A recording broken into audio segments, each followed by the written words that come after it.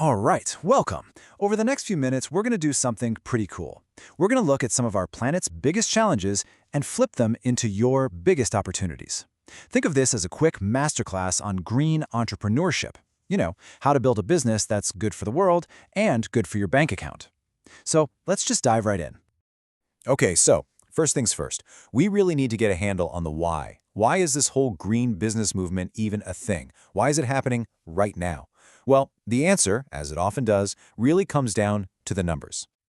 Just take a look at this. 8 million tons. That is how much plastic gets dumped into our oceans every single year. I mean, to even wrap your head around that, that's like the weight of almost 800,000 school buses. It's just a mind-blowing number. And believe me, it's only one piece of a much, much bigger puzzle. And, it's totally natural to see a statistic like that and just feel your shoulders slump. The scale of these problems can feel absolutely huge, almost paralyzing, right? But here's where we make the turn. This is the big question that changes everything. We're so used to thinking of business as what's causing these issues, but what if we could flip that script completely? What if the engine of business could actually be the engine that fixes it all? And that thought, well, that leads us straight to the answer. It's this whole new type of company, a green startup that's built from the ground up to tackle these exact problems. So let's get into what that actually means.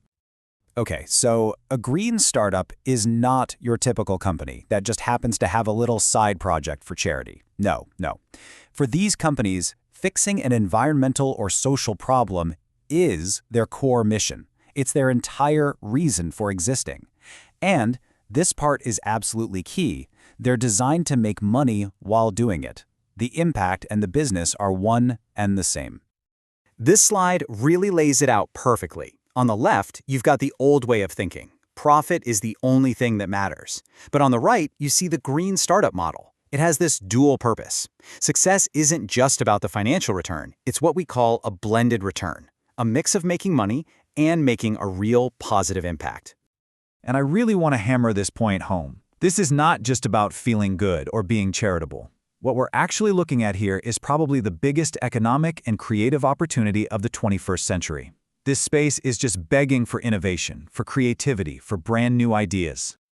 So what does this actually look like in the real world? Let's get practical. We're going to jump into our first big category of ideas, and it's a huge one: energy. And we're not just talking about building massive billion-dollar power plants here. The real opportunities are everywhere. I mean, imagine a startup that just makes it super easy for an entire neighborhood to go solar together.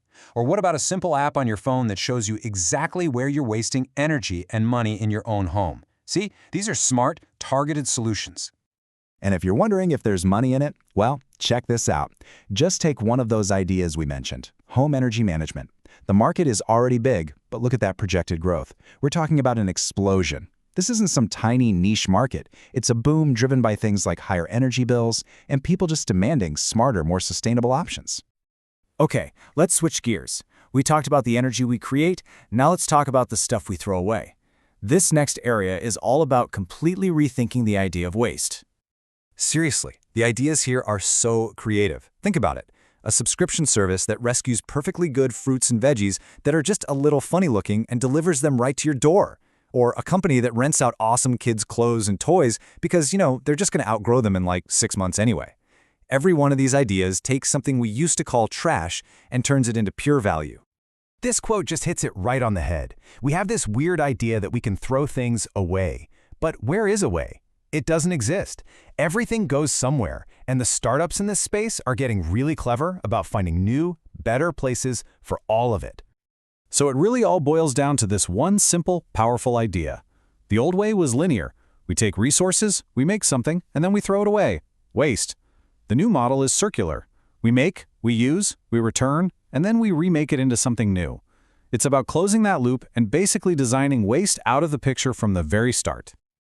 Okay, so we've looked at the problem, we've defined the new kind of solution, we've seen some amazing real-world examples. And all of that leads us to the most important question in this entire explainer: where do you fit into all this? Let's make this personal. How can you, yes, you, start to think like a green entrepreneur?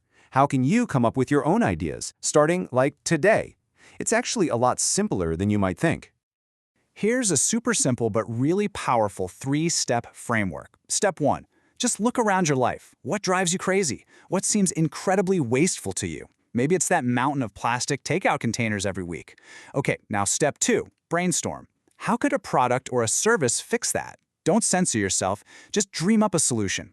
And then finally, step 3. Think about the impact. How would that idea of yours help people and help the planet? That right there, that's the beginning of a green startup idea. So I'll leave you with this. The next huge, world-changing green company probably isn't going to come from some fancy corporate lab. It's probably going to come from someone just like you, who noticed a small, everyday problem and decided, you know what, I'm going to be the one to solve it. So what problem will you solve?